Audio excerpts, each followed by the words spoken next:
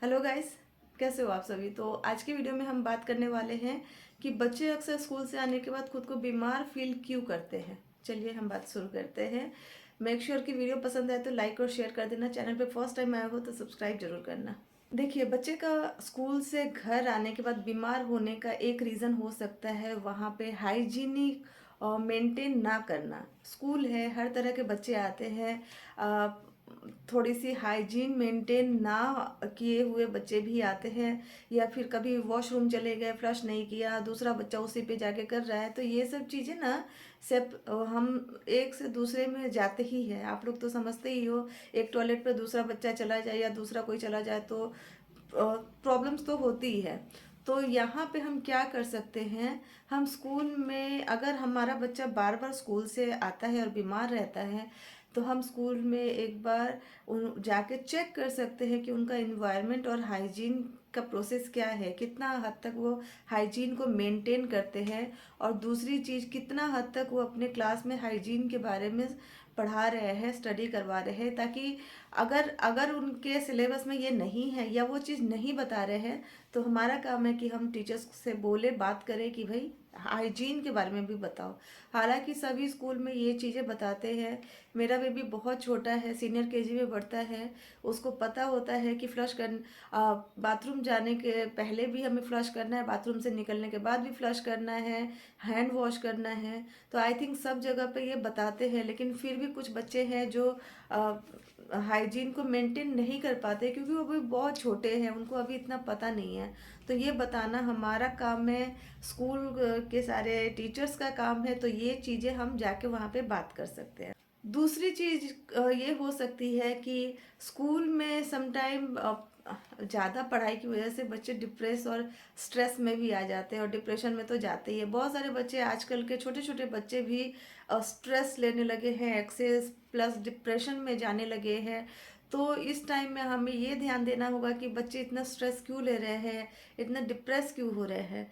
आपको अजीब सा लगेगा कि छोटे बच्चे स्ट्रेस लेते हैं। जी हाँ, आप न्यूज़ सुनते होगे तो आपको पता चलेगा कि बहुत सारे छोटे छोटे बच्चे, क्लास 1 2 में पढ़ने वाले बच्चे इतना स्ट्रेस लेते हैं। कभी स्कूल की वजह से, कभी गार्जियन की वजह से।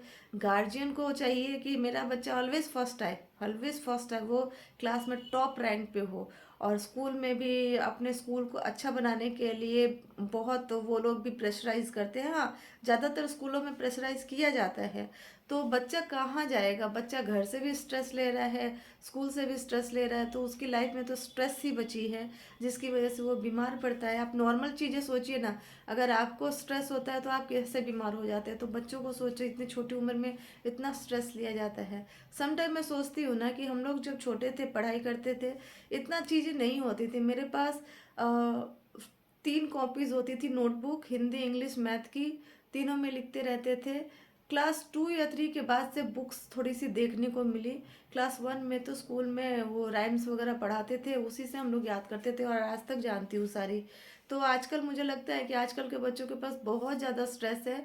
उनको बहुत ज़्यादा मेंटल इतना स्ट्रेस दिया जाता है। एक तो इतनी छोटी उम्र में इतने इतने बुक्स पढ़ते हैं, इतनी इतनी नोटबुक उनकी रहती है, लिखते रहो, पढ़ते रहो।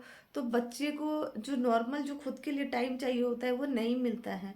तो ध्यान रखिए इस बात को।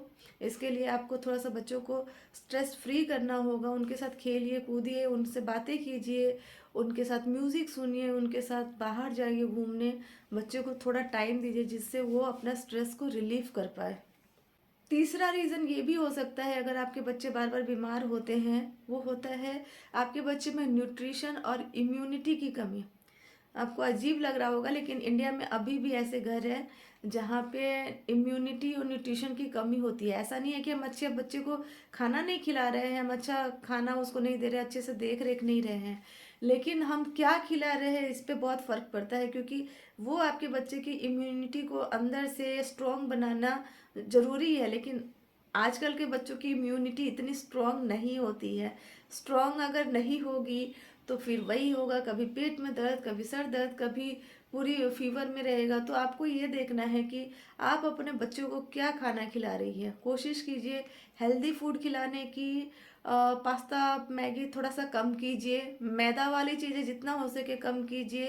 आप उसे मालेट दे सकते हैं, आप उसे सूजी से बनी चीज़ें दे सकते हैं, बेसन से बनी चीज़ें दे सकते हैं, जो बच्चे के लिए अच्छा भी होगा, हेल्दी भी होगा। और चीनी का यूज़ थोड़ा कम कीजिए, जितना चीनी आपके बच्चों की लाइफ में कम जाएगा उतना ही अच्छा है। उसकी जगह आप जैगरी का यूज़ कर सकते हैं, आप दूसरी चीज़ों का यूज़ कर सकते हैं, सब्स्टिट्यूट ले लीजिए, लेकिन चीनी को, रिफाइंड शुगर जो होती है वो बिल्कुल अच्छा नहीं होता है बच्चों के लिए, तो उस पर थोड़ा सा फोकस कीजिए। सबसे अलग एक फोर्थ कारण ये भी हो सकता है कि आपका बच्चा अंदर से कुछ प्रॉब्लम में हो, जो हमें नहीं समझ में आता, ऊपर से हमें समझ में नहीं आता है। कुछ चीज़ें जो होती है ना, हमें बाद में समझ आती है कि बच्चा अंदर से बीमार है, उसको कोई प्रॉब्लम है। तो इसके लिए जब भी आपको लगे कि आपका बच्चा ठीक से खाना नहीं खा रहा है, आपका बच्चा बहुत ज़्यादा एक्टिव नहीं है, आपके बच्चे में कुछ ना कुछ दिक्कत बार बार बन रही है, तो बिना देर किए उसको डॉक्टर के पास ले जाए। डॉक्टर उनको चेक करके, डायग्नोज करके अच्छे से बताएंगे उसमें क्या प्रॉब्लम थी। एग्जाम्पल के लिए मैं बताती हूँ, मेरे बच्चे का जो तीत है, उसका तीत, नीचे का तीत तो आ रहा था, ऊपर का तीत जो था वो ऐसा लग रहा था जैसे मतलब क्या घिस रहा हो उसको, और उसको अपने दांत बजाने की आदत थी। पहले मुझे लगा कि शायद पेट में कीड़ा हो गया है इसलिए दांत बजा रहा है, तो मैं कीड़े की दवाई ला के दी, लेकिन उसके बाद भी वो कर रहा था। तो मैं ये सोची एक बार डॉक्टर के पास ले जाऊं, तो मैं उसे जो बच्चों वाले डेंटिस्ट होते हैं ना, उनके पास ले गई। तो उन्होंने मुझे उसकी कुछ प्रॉब्लम बताई, उसका क्या प्रॉब्लम आ रहा है।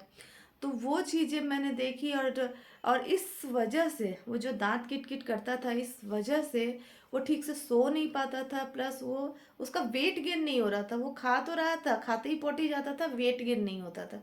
तो इस वजह से मैंने जब डॉक्टर को दिखाया, डॉक्टर से उसका ट्रीटमेंट करवाया, तो अब जाके 2 महीनों में मैंने देखा है उसकी बॉडी पे फिर से चीज़ें आ रही है, सही हो रही है। तो आप अपने बच्चे को देख सकते हैं, अगर आपके बच्चों में थोड़ा भी लगता है कि वो अंदर से सही नहीं है, उनके कुछ प्रॉब्लम हो रही है, वो ठीक से खा नहीं रहे हैं, या ठीक से उनका वेट गेन नहीं हो रहा है, हेल्दी ग्रोथ नहीं हो रहा है, तो आपको डॉक्टर के पास जाना ही चाहिए। अगर आप डॉक्टर को इग्नोर करोगे तो फिर मुश्किल होगी आपके लिए, क्योंकि ये चीज़ें ना, इंटरनल चीज़ें जो होती है, अगर सही टाइम पे ध्यान नहीं दिया गया तो बढ़ जाती है, और बाद में बच्चे के लिए तो परेशानी होती ही है, हमारे लिए भी परेशानी होती है। बच्चा परेशान तो भाई पेरेंट्स तो परेशान होंगे ही।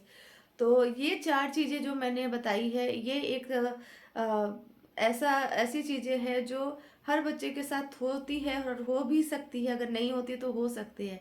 इसलिए सबसे पहले बच्चों को स्ट्रेस ना लेने दें, बच्चों को अच्छे से रेस्ट करने दें, बच्चों के साथ खेलें, बच्चों के साथ थोड़ी बहुत एक्टिविटी करें, अच्छे से बच्चों के साथ टाइम ज़्यादा से ज़्यादा दें। सबसे ज़्यादा बोलूँगी ज़रूरी, पापा थोड़ा सा बच्चों के टाइम थोड़ा ज़्यादा दें, क्योंकि आई नो उनके पास टाइम कम होता है, लेकिन अपनी लाइफ में जो 24 घंटे सभी को मिलते हैं, उसमें से 10 मिनट आप अपने बच्चे के लिए ज़रूर निकालिए, क्योंकि वो बच्चा आपका प्यार चाहता है।